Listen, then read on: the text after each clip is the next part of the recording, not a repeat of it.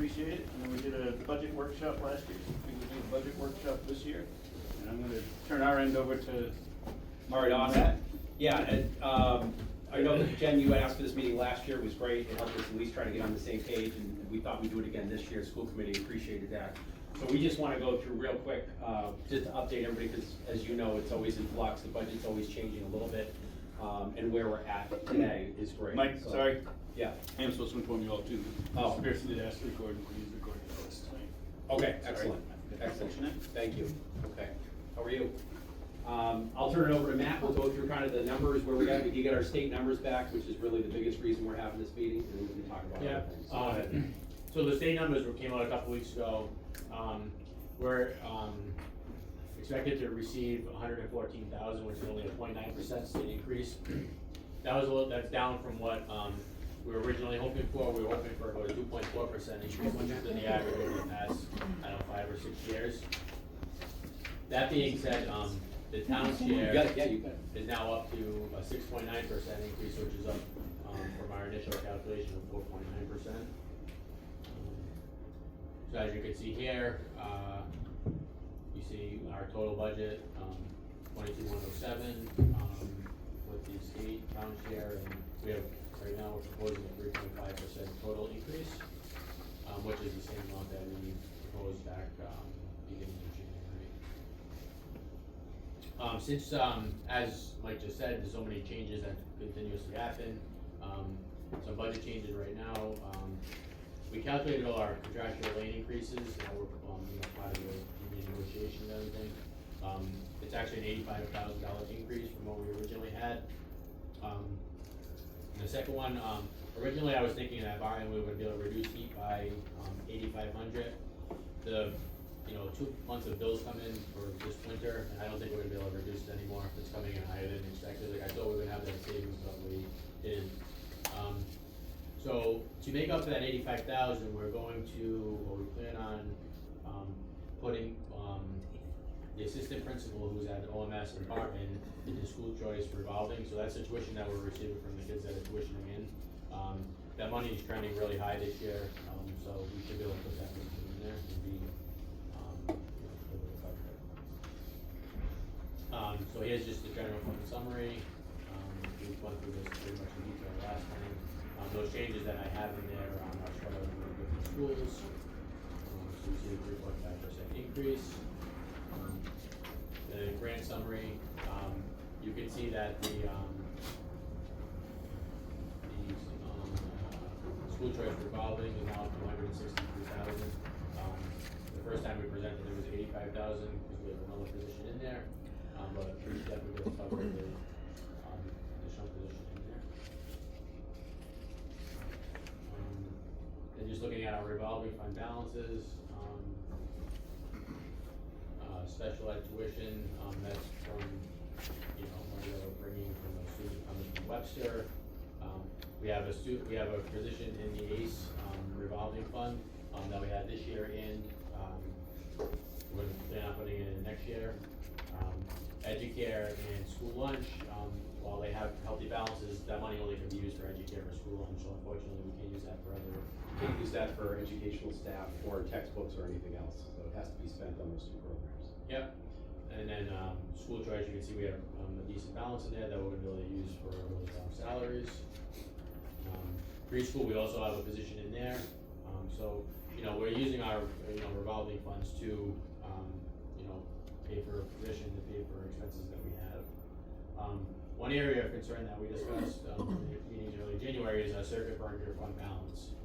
So, it's just a snapshot over this year and then next. So you can see we started off this year with just over $1 million. I'm anticipating spending about 1.2 million. We're going to bring in 1.079 in revenue this year, so we're gonna end the year at about 900,000 in circuit breaker. That's a little bit lower than we have in the past. Generally, it's been about $1 million, but it's still 900,000, not bad. Where it gets nerve-wracking is next year. You see we're starting off with 902. Our preliminary estimates of tuitions next year require us to spend $1.5 million in tuitions. We have a small increase built into the the new FY '26 proposed budget. The special ed IDA, federal money is probably gonna be about the same. So that being said, we're gonna have to spend about 1.5 out of circuit breaker. I'm projecting we bring in about 1.2. When you shake that all out, we're down to 586 in there, which is getting to be a scary number because, you know, if by some chance next year we have 3 or 4 really high, costing, you know, special ed outplaced tuitions, that could pretty much eat up that entire 586. So that's something that we have to really look at and, you know, come up with something or some backup plan for that in the future. That's it. That's kind of where we are today, because we had shared the draft with the school committee at our workshops in early, back in January, and we shared that with Katie, we met with Katie and Justin a few weeks ago, we shared that. So I just wanted you up to date on what we have so far as of today, so. And can I just add on to that if I can? I was not at our preliminary budget meeting, although I had been in touch with both Katie and Justin. I've had a family medical issue starting in December, and actually the loved one's coming home tonight, so if I have to leave. Oh, that's great. Someone's being discharged after a number of weeks. That's awesome. So Yeah, happy please do. about that. Yeah, that's great. But having said that, just so everyone knows, we meet, and we have a process, which we meet, I wanted to say there's some new members who may not have been here last year. We look at all of our revenues coming in. Katie sends out information, and I wanna make sure everyone knows what information had actually been sent out to all the budget department heads, and before we met, I don't know if you wanna speak to that, but we asked level funded budgets from every department head, and it was based on what we were already seeing for our revenues. We have to explain to everybody that 2.5% is what we get to spend, based on our Proposition 2.5 override. And we have to try to keep within that because we don't produce the revenue. We had circulated that memo, and Katie, you can speak to that memo if you would like at this time and what it actually had. I think it's important, not only from the administrators that are here, but other people understand, because this is gonna be something that is very important that everyone truly understands. And so, go ahead with that piece. Yeah, so Justin's passing out the memo, and I made sure to share it with Thanks. Matt and Mike. Yeah, that's great. This was early November, Thank you. because we were already hearing from our health insurance folks that we had issues on Verizon. So that's kind of spelled out in this memo, that we normally ask for 2.5%, to keep in mind that that's our levy increase every year. We get very little money every year. The levy's increasing about 727,000 this year. We see about 250,000 new growth. And that's the bulk of what we have to spend. And last year, with the stabilization money that was used, that further reduced, essentially increased your budget by more money than we had last year. So we have less money this year. So that's why in the memo, I sent around that we were looking at having about $533,000 in revenue to begin the year, to begin the budget season for fiscal '26. That we met with our personnel board in October and let them know where we were looking between the health insurance costs and the lack of revenues. And we aren't going forward with any COLA increases for our employees other than what's bargained. So that's already been set into motion on our side. So that's kind of outlined in the memo that, you know, usually we ask for 2.5%, but this year we don't have but 533,000, that health insurance is looking grim, so we weren't doing the COLA increases, and then there's just some miscellaneous reminders about capital outlay and some dates. So this was sent out in November to all the department heads and, well, you know, to the schools. Mm-hmm. So in any given year, you know, 3.5% may not seem like an awful lot. In any bigger budget, it always is an awful lot, but we have been actually very supportive of the schools, going back 6.5 years when Chapter 70 was not as much. And I'm gonna continue to reiterate that, we come to the table, do all of those things, but now we have, 3.5%, which is roughly the amount that you already had put up there. As we approach a over 700,000 or close to a 800,000 mark, if we only have only have 530,000 to spend, that's it. That's level funding across everybody.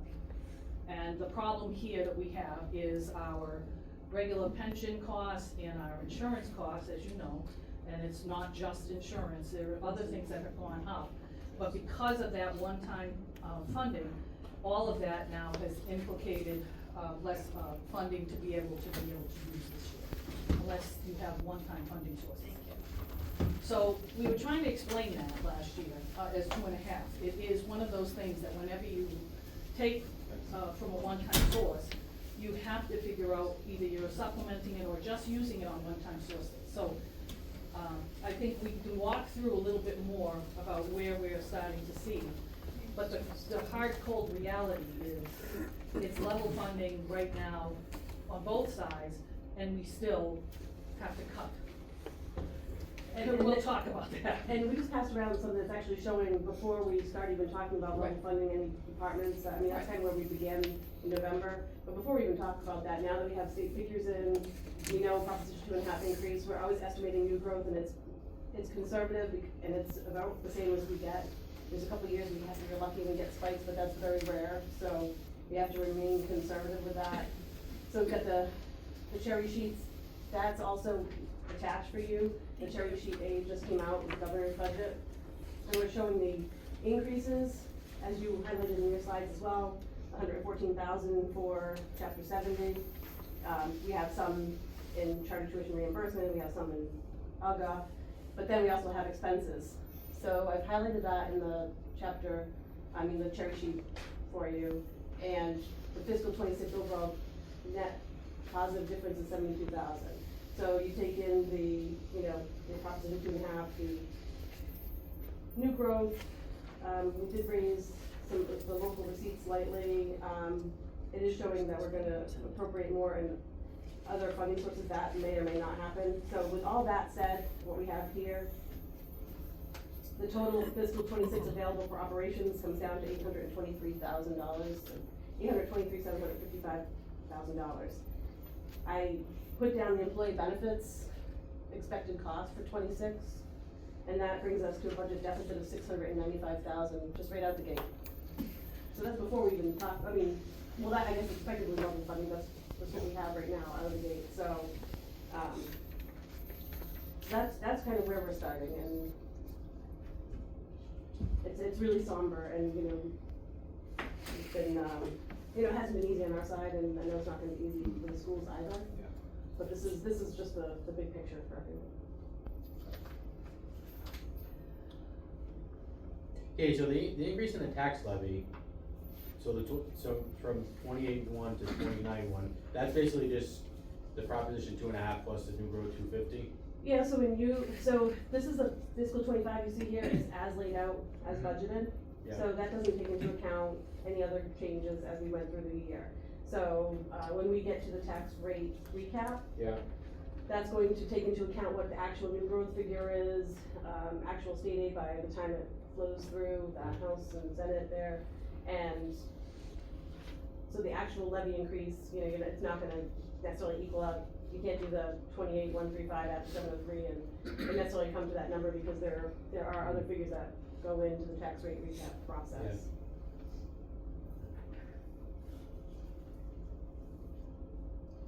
So can I ask,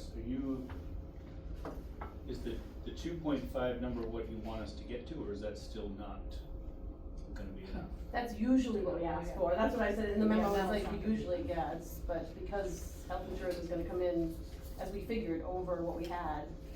And part of that is additional staff, part of it is additional costs, if we've got more people, that part of it is there. But it's also because, all of the communities, and I know you're well aware, we have had an issue, with, health insurance, but it isn't just because of that. Our overall numbers would be high, places like, you were talking about today, Grafton might be up at 20%, Maya's looking anywhere between 9 and 19% on the high. And so everything is in flux. There's a lot going on the federal level that's shaking healthcare market, and, availability I think they and, said the market overall is looking at 2-digit increases. yes. And actually, I said, I think Millbury was gonna be hitting about 20%. I don't know that from Millbury, I know that from what I've heard, like through other Yeah, sources. I don't know the number either, but I heard it was also. Yeah, I'm looking at you, cause it's gonna affect you, right? I know, it's. And I did say something about Grafton, So- and that was meeting with the town accountant in Grafton, she was saying that even with that 32% increase on their health care costs, it's cheaper than what they're paying in Grafton. And I didn't look that up their website to actually look number by number, but also knowing what Millbury's family plan is, if they have a 20% increase, they will also be higher than our 32%. So it seems like a lot, but we've been pretty lucky over the years. Get it. So, I understand this memo is from November, so you say you're anticipating, so what am I, on this budget sheet, is this the actual numbers? Right, that's So what, this that's was what just anticipation in November, but this is what we know this is what we know today today. on February fifth. Yeah, that includes the cherry sheet and But, everything. the insurance company has said this is what it is. Cause we are anticipating in November, right, additionally, we're anticipating an alarming increase to the health insurance budget for FY '26.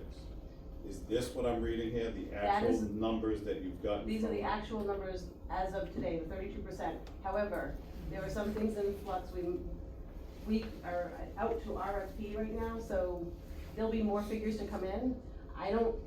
What's I think- RFP? RFP, a request for proposals. Right. For So, new healthcare to get a new provider. carrier. So the 32% that all the employees just incurred, that's what's recently. in this, yes. this is what's in this for, so the additional payment that towns, the employees are paying now gets them through when? June 30th. June 30th, and then June 30th, this is embedded with the number that We're needs to cover. extrapolating the 32% out. Because it would have been much higher, because of the deficit of the total carrier and what is happening in the market.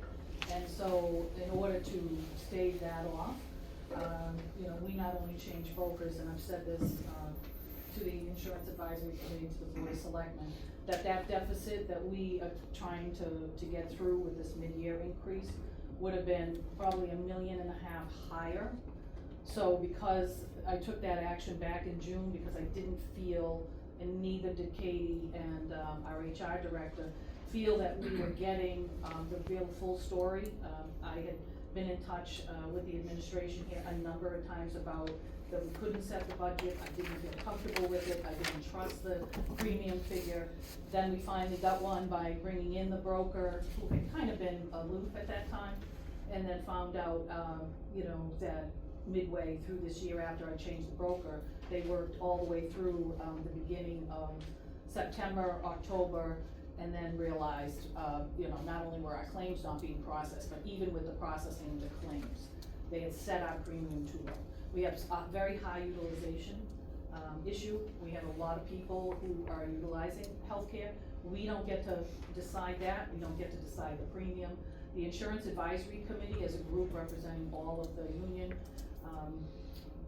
employees as well as the retiree representative. They get to decide who the carrier is and who we would have, you know, carry out our design plans, and they get to select that. So they did that 2 years ago.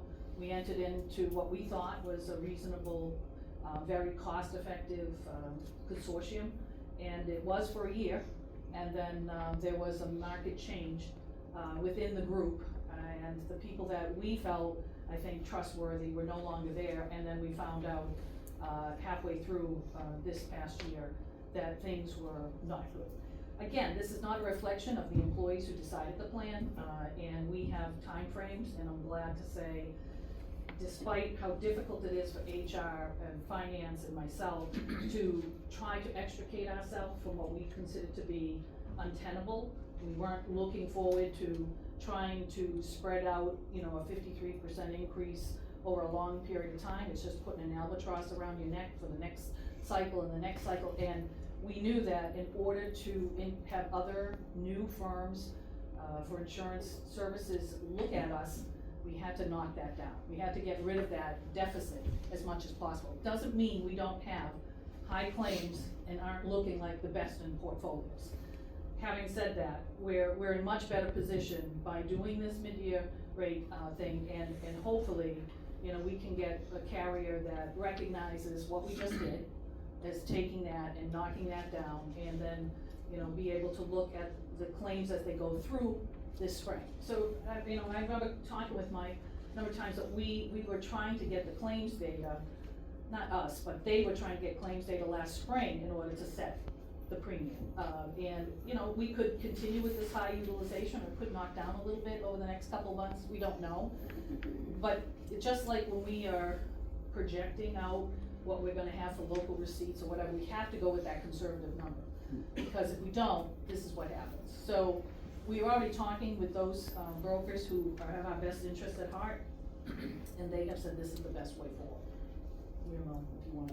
Yeah, so 32% is likely. I mean, I think we'd be kidding ourselves if we think we're gonna get much less than that. I'm hoping not for more than that. I'm also hoping that if it is somewhat more, that we'll have people that have left the plan and we can redo this, analysis with a new census and figures, hopefully not coming out worse than we see this year. There won't be a significant change. I can't be- Less than 32%, it's not gonna be 9%, it's gonna be Right, somewhere from the double right, digits. it would be definitely double digits, high double digits, yeah, I mean, high, close to 32. So. Get it. Maybe I should know this, but, you know, since I don't, then I apologize. Why is town health insurance and school health insurance separated? Why is it two different line items? Do we don't fall under town health as a school employee? Why is it? So this is separate? just the town, no, it's all one plan. Yeah. This is just to show that the school costs there, so those are your school employees, the cost for those employees and the cost for the town employees, just to see the difference. This is something, gosh, when I worked in Millbury many years ago, we broke it out like this just Could you for. break it out by like a number, like how many people are on the town side We compared to could. the school side? Yeah, I don't have that I information just on this think, tonight, but we can again, have it all. when you look at data, you can dissect it either way, and Yep. I just feel like we're being separated compared to all the other people, right? They're all town employees, right? We're all town employees, Getting right? the Our same auditor- exact health insurance. I actually, our auditor had suggested that we do this, for a number of things that we share. Because if we're looking for areas where we can find common ground, particularly when we are faced with things like this, and or when we are, faced with more optimistic, budgetary things, it's a way that people can wrap their heads around, you know, benefits in particular, because we don't get to determine that with one exception. Either people are still employed, or they've left the system, or the people are, retired, and they've left the system, or people are still employed, but they've left the insurance system. So those are the only things that we can really look at, and I think that piece of it, the actual auditor, when I was meeting with him this past summer, had said that he felt that the communities that do that, and he made that suggestion, it resonates easier with people to be able to see. Even with administrators, as they're looking at their overall staffing structures, they have to look at, you know, where are we with certain places in overall benefits, and, you know, where can we make changes? And so, depending on even what the IAC decides, you may have more or less expensive plans for employees, and that may help shave off those numbers. But this is not about the us versus them. We could ask the same kind of thing, you know, on the flip side. This is important for people to wrap their head around, and, you know, I do have confidence in our auditor. He's been very good to pick up on small things, but he's also been very good to make recommendations, and I think that's important. I mean, what you do see on both sides is things went up, right, you know, and you can see what that is all about. And it's also important because then you also see that if we have one pool, that we all start out with one pool, then we have to figure out how we're gonna do that for all employees, and if we can do it for them. I think it's important to note that folks see the school budget, and some of them think that the health insurance is covered under that too for your school employees. This just also shows that these costs are outside of that. It's just transparency for the public. Yeah, I mean, I think it's important to show that basically what, the insurance is going up over $1 million, essentially. Yes.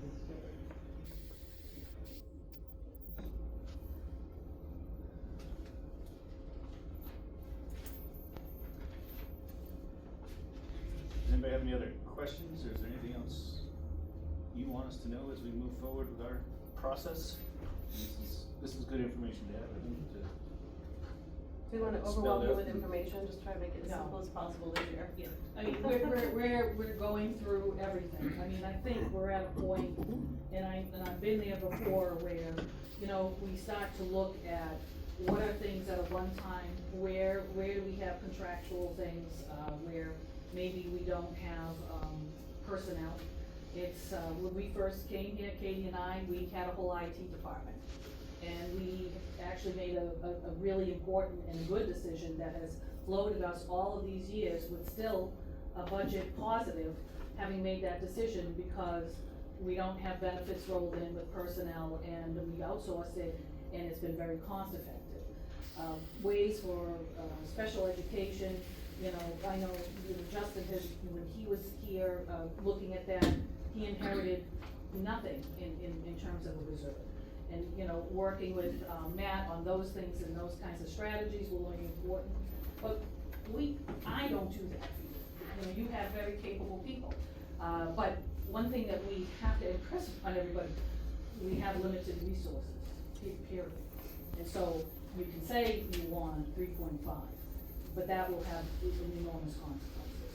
And it will kick it out for the next year. So I don't have a recommendation for what you do, that has to come, but I do think we're gonna have some more dialogue with the superintendent as we get closer to looking at that, and, you know, it's the stark reality of not only 2.5, but I also took it upon myself to look at what you were getting for federal money, and I don't wanna alarm people, but what I've been seeing coming out of Washington, I'm going to alarm people, that, We've all seen it. Yep. I don't have very many. I didn't say you did, Yeah. but we have already got notification that we may not be reimbursed for something. So Right. we have federal grants out for our firefighters, we have things that come in for our police. And if there is a delay in those kinds of reimbursements, it's not like we can carry that over from year to year. And I mean, it is, to me, it's the most disconcerting thing that I've seen, ever in terms of state and federal obligation, and I can just keep my fingers crossed that maybe with the millionaire's tax, we'll see more in terms of, school funding, because that is a juggernaut, and/or transportation, but we, so far, haven't seen enormous. We saw, you know, some, I think, significant growth in some of the areas, but even the Student Opportunity Act pays no attention to Proposition 2.5.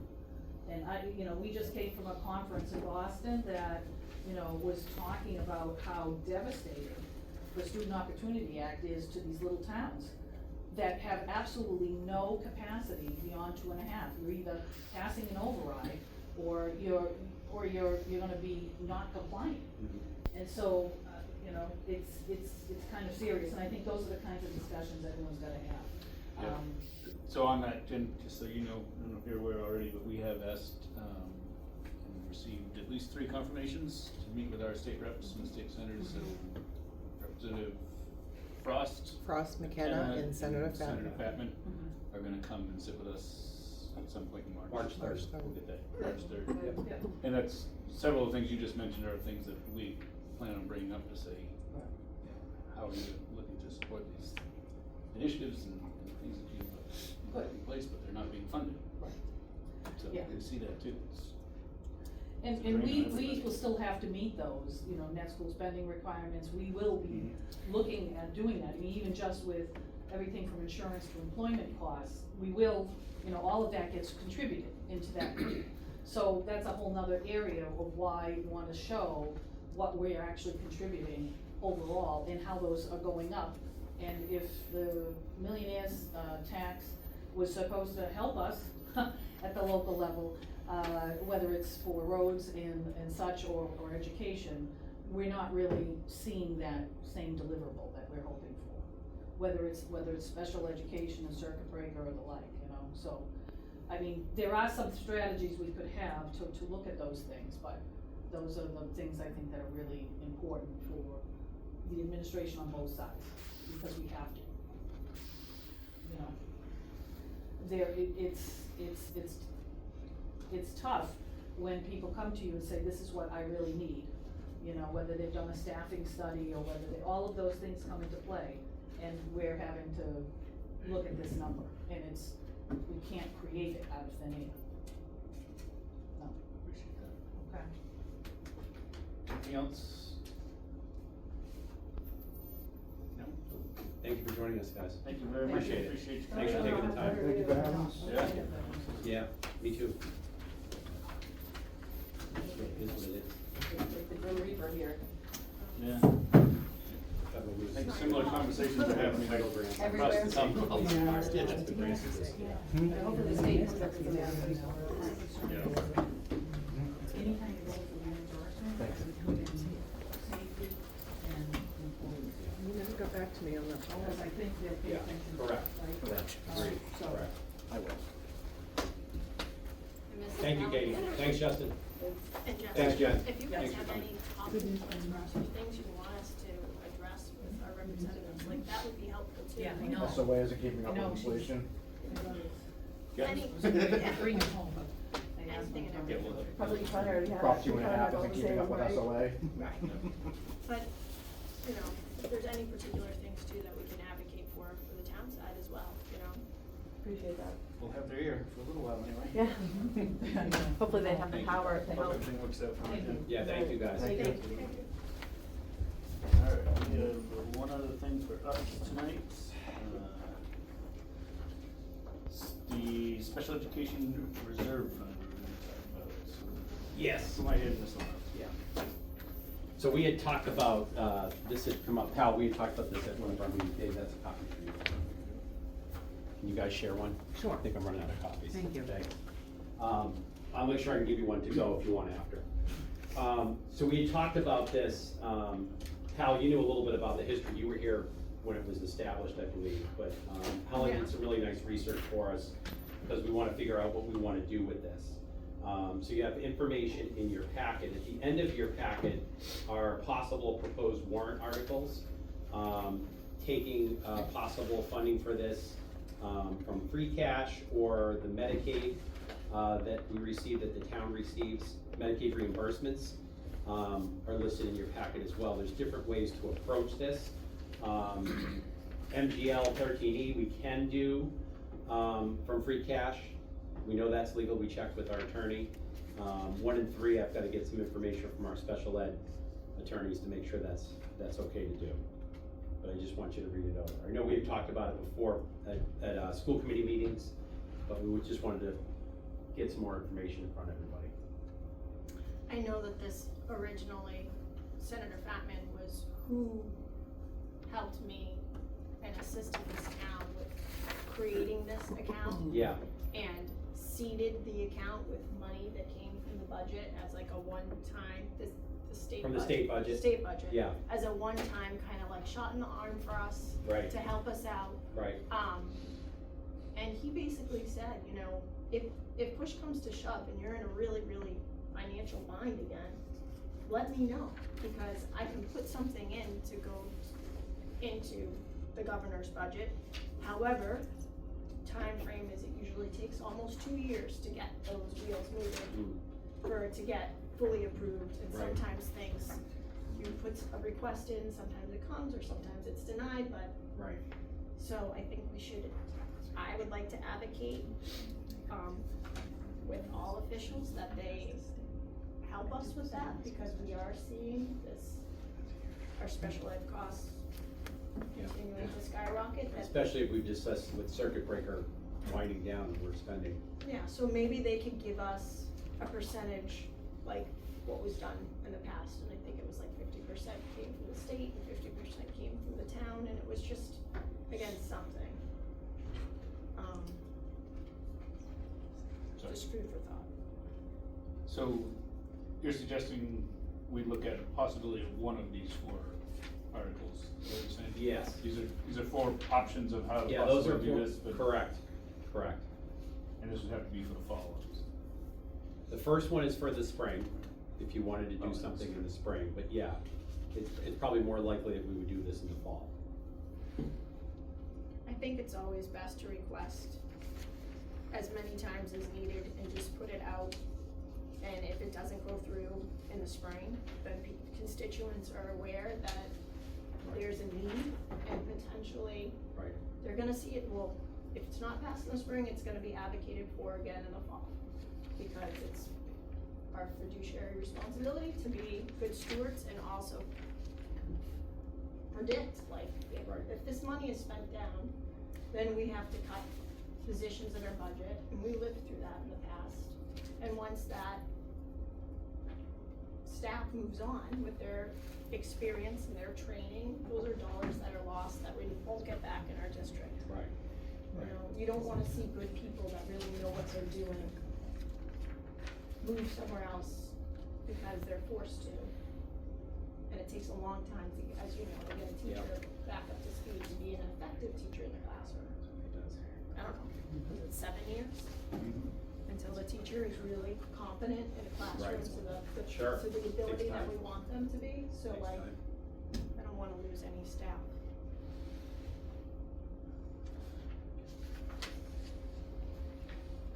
And it can't ever exceed $500,000 to $550,000. In that fund. Can't be more than 2% of net school spending, And what's currently in the fund? $100,000. Yeah. And I guess I would like to ask, like, is that receiving interest? Because I would have to think that it did. It's a great I'm question. sure it's I not don't know. just sitting there Yeah. No since interest. 2000. No interest, just sitting there? Seriously. Can it not receive interest? Can it not be put in an account that gets interest? I mean, that just doesn't make sense. Who puts money under a mattress? There's certain accounts that could get interest, but that's not one that can get it. Really?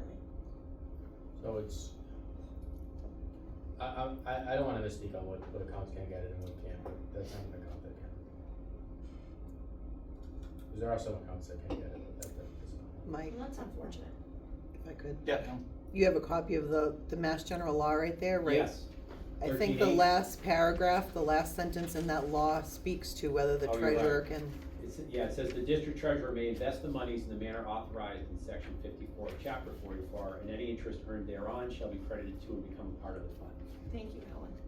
So, It's the last paragraph. it section could have 13. been invested, and I guess we should ask, was it? And if Yeah. it was not, Yeah. why was it not? Yeah. Is that, I mean, I guess I made an assumption that somebody would be a good steward of that money once we put the money there. It's not like it was not known about. Sure. And then if it's been getting interest, where has the interest gone? Right.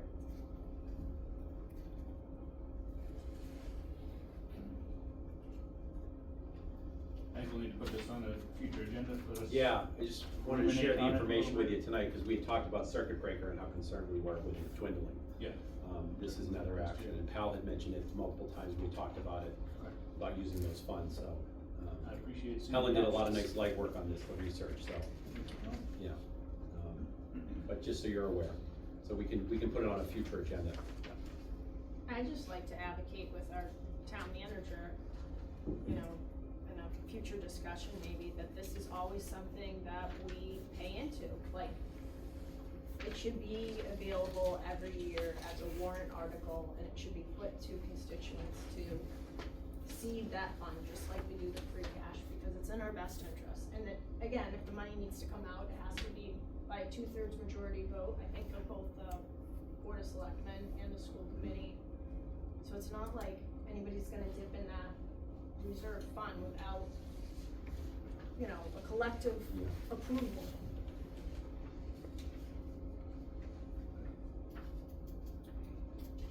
Anything else on that? That's it for the agenda. The motion to adjourn?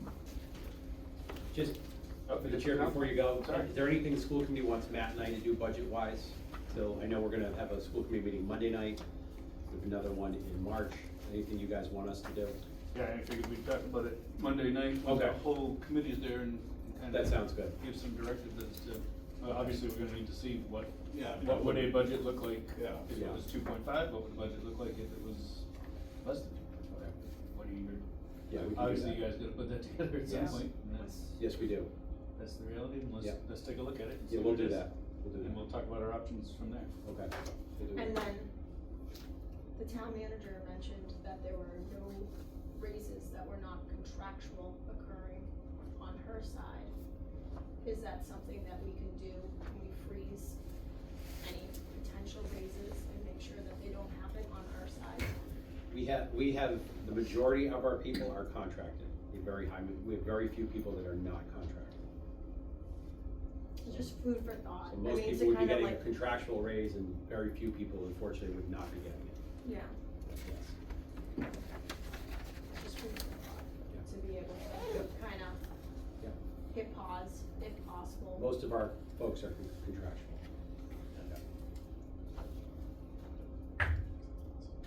Yeah. Except administrative. Right. Anything else? Matt, anything else? No. Leah? No? Okay. All right. Make a motion to adjourn. One second. All in favor? Aye. Opposed? All right, thanks, folks. Thank you, everybody. Thank you.